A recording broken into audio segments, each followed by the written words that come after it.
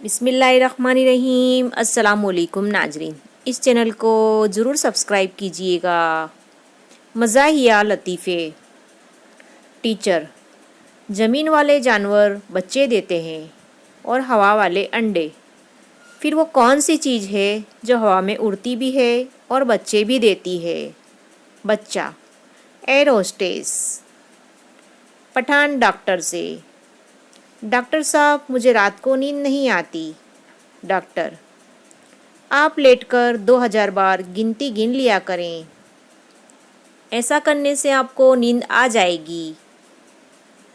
2 दिन बाद पठान डॉक्टर के पास आया। डॉक्टर, अमल किया था? पठान, जी हाँ, किया तो था, काम भी मुश्किल था। 1000 तक गिना तो नींद आने लगी, फिर तेज पत्ती वाली चाय पी और जागकर 2000 पूरे किए।